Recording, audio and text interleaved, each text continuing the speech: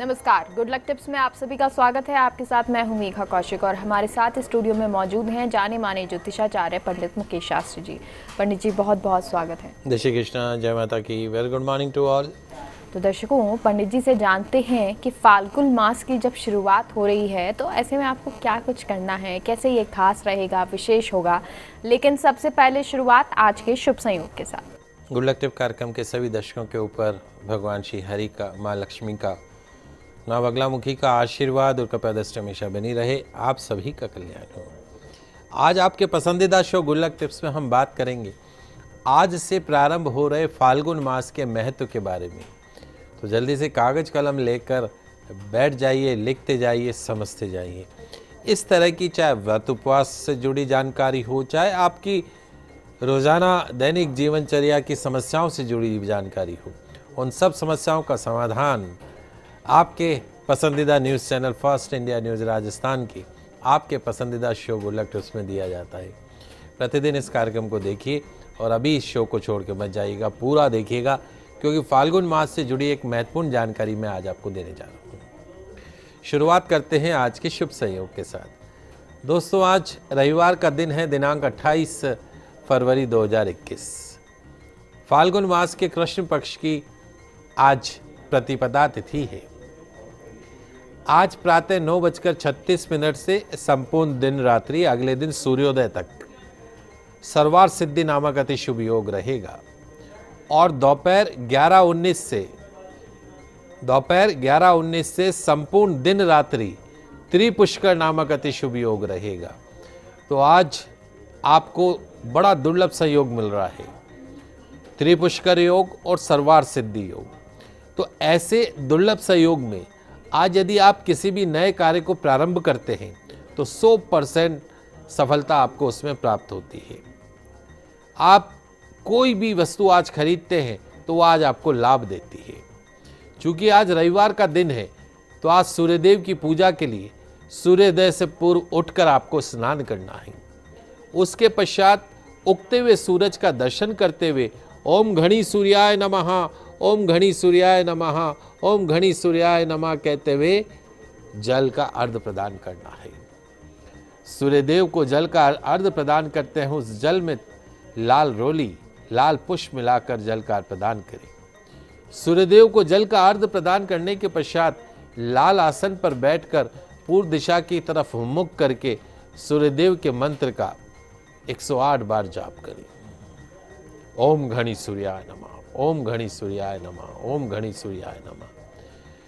सूर्यदेव की पूजा से सुख, समृद्धि और अच्छी सेहत का आशीर्वाद प्राप्त होता है। तमाम तरह की बीमारियां, स्पेशली न्यूरो से संबंधित, स्किन से संबंधित, यदि आप त्वचा के रोग से पीड़ित हैं, यदि आप लकवा, पैरालिसिस, न्यूरो की प्रॉब्लम से आप पीड़ित हैं, तो आपको सूर्यदेव की आराधना अवश्य करनी चाहिए। और यही नहीं, यदि आपके जीवन में बात बात पे, कदम कदम पे आपको अपमान, अपयश का सामना करना पड़ता है, तो सूर्यदेव की आराधना आपको अवश्य करनी चाहिए जी। और क्योंकि पंडित जी फाल्गुन मास की हम बात करने वाले हैं, कैसे ये खास होता है, कितना महत्वपूर्ण है ये बिल्कुल दोस्तों, आज से फाल्गुन मास अर्थात फागुन मास प्रारंभ हो गया है। फागुन का आगमन ही हर दिशा में रंगों को बिखेरता हुआ प्रतीत होता है।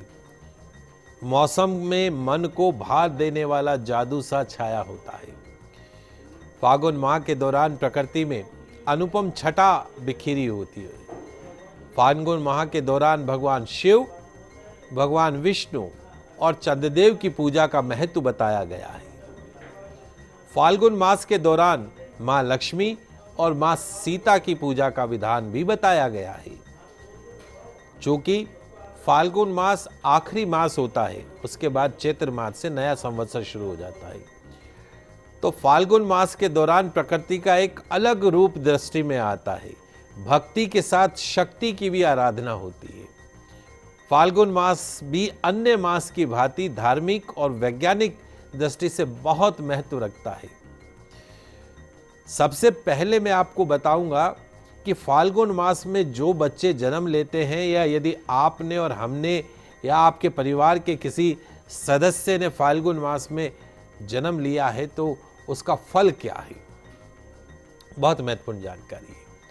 फाल्गुन मास में जन्म लेने वाला बालक एक तो गोरे रंग का होता है, उसका रंग जो होता है वो साफ होता है और एक हैंडसम पर्सनैलिटी होती है, दिखने में आकर्षक लगता है, बोलचाल में अधिक कुशल माना जाता है, मैनेजेबल पर्सन होता है, हर जगह चीज़ों को मैनेज कर लेता है। फाल्गुन मास में जन्मे जातकों का मन थोड़ा सा चंचल होता है, बहुत ज़्यादा चीज़ों को लेके गंभीर नहीं होते हैं, परोपकारों के कार्य में रुचि रखते हैं और अपनी विद्वता के बल पर धन कमाने में सफल होते हैं। फाल्गुन मास के जो जातक होते हैं, जन्मे हुए जो जातक होते हैं, उनके द्वारा किए गए कार्यों में बुद्धिमानी का भाव पाया जाता है, प्रेम संबंधों के प्रति रुझान पाई जाता है।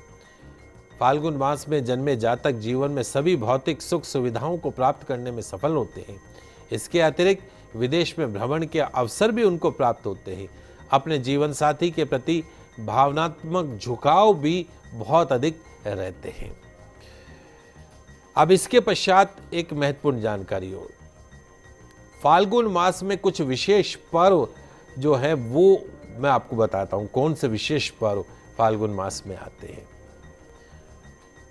फाल्गुन मास मात्र इसलिए नहीं जाना जाता है क्योंकि इस माह में होली का पर्व आता है, बल्कि फाल्गुन मास का धार्मिक महत्व भी है। फाल्गुन मास पतझड़ के बाद जीवन की एक नई शुरुआत का मास है। जिस प्रकार रात के बाद में सुबह अवश्य आती है, ठीक उसी प्रकार व्यक्ति के जीवन की जो बाधाएं हैं उनको पार करने के पश्चात में उन्नति की नई शुरुआत भी उसके जीवन में होती है। फाल्गुन मास के दौरान बहुत से पर्व मनाए जाते हैं, जिसमें से प्रमुख होली का पर्व अब कुछ दिनों में आने वाला है, शिवरात्रि का पर्व कुछ दिनों में आने वाला है, फाल्गुन पूर्णिमा नाम भी इसलिए रखा क्योंकि पूर्णिमा के दिन जो है वो फाल्गुनी नक्षत्र होता है, इसलिए इस मास का नाम फाल्गुन मास रखा। तो फाल्गुन पूर्णिमा और बड़ी एकादशी इसके अंदर आती है, उसका उत्सव भी इसी दौरान मनाया जाता है। जी, और फाल्गुन मास में क्या महत्वपूर्ण बातें हैं जो पंडित जी हमें ध्यान रखनी चाहिए? ये भी एक बहुत महत्वपूर्ण प्रश्न है कि फाल्गुन मास आज से प्रारंभ हो गया है तो हमें क्या क्या चीज़ों का ध्यान रखना है। सबसे पहली चीज़ तो ये है कि फाल्गुन मास के दौरान आपको और हमको अपने आहार का यानी खाने पीने का विशेष ध्यान रखना चाहिए। संतुलित आहार करना ही उत्तम होता है। फाल्गुन मास में पानी को गर्म करके स्नान नहीं करना चाहिए। आज से ही सोच लीजिए कि अब आज से ही मैं शीतल जल से स्नान करूंगा या करूंगी, या आपके लिए ये उत्तम रहेगा। और संभव हो सके तो स्नान करने में गंगा जल मिलाकर स्नान कीजिए। गंगा स्नान का अगर लाभ मिले तो अति उत्तम, नहीं तो घर में ही नहाने के पानी के अंदर थोड़ा गंगा जल डाल के स्नान कीजिए। और इस फाल्गुन मास में भोजन में अनाज का प्रयोग कम से कम करें। फाल्गुन मास में भोजन में अनाज का प्रयोग कम से कम करें, अधिक से अधिक फलों का प्रयोग करें। और फाल्गुन मास में अपनी साफ सफाई का विशेष ध्यान रखिए।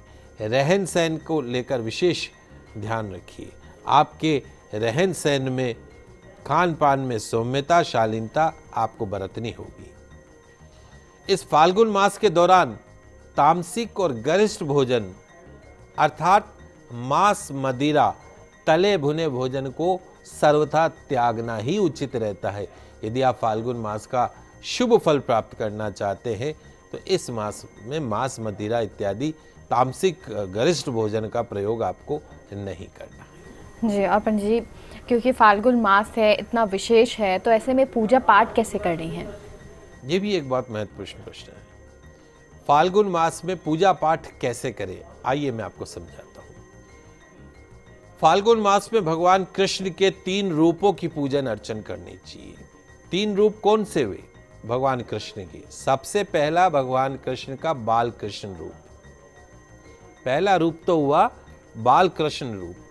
दूसरा भगवान कृष्ण का रूप हुआ राधा कृष्ण का रूप, बाल कृष्ण और राधा कृष्ण। तीसरा जो रूप है वो है गुरु कृष्ण रूप। पुराणों में उल्लेख है कि संतान की इच्छा रखने वालों को बाल कृष्ण रूप की आराधना करनी चाहिए। यदि आप निसंतान दंपत्ति हैं और संतान की चाह रखते हैं तो बाल कृष्ण की आराधना कीजिए पूरे फाल्गुन मास में। वहीं यदि आप अपने जीवन में सुख शांति समृद्धि चाहते हैं, दाम्पत्य जीवन में प्रेम चाहते हैं, कड़वाहट को दूर करना चाहते हैं, तो आपको पूरे फाल्गुन मास में राधा कृष्ण रूप की पूजा अर्चन करनी चाहिए।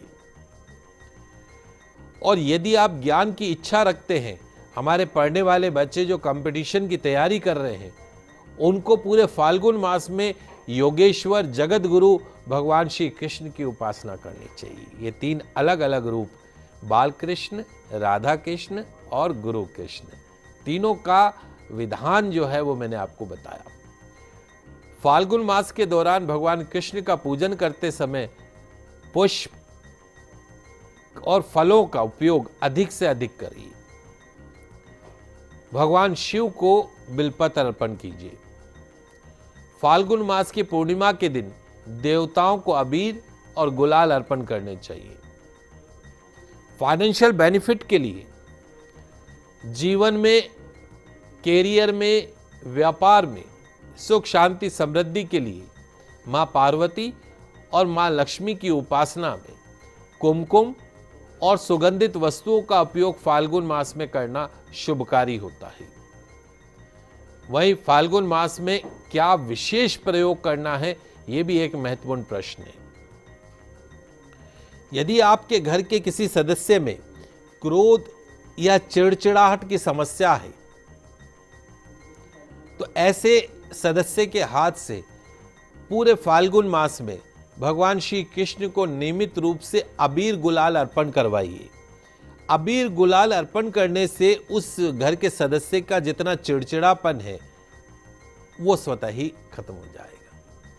वहीं यदि आप या आपके घर का कोई सदस्य मेंटल डिप्रेशन से जूझ रहा है, मानसिक अवसाद से जूझ रहे हैं, तो ऐसे सदस्यों को, मेंटल डिप्रेशन वाले लोगों को पूरे फाल्गुन मास में सुगंधित जल से स्नान करना है। नहाते समय जल में थोड़ा सा इत्र डाल दें और उस इत्र से उनको स्नान कराइए और उनके कमरे में चंदन की सुगंध का प्रयोग कीजिए या सेंट का भी प्रयोग कर सकते हैं। डिप्रेशन दूर होगा।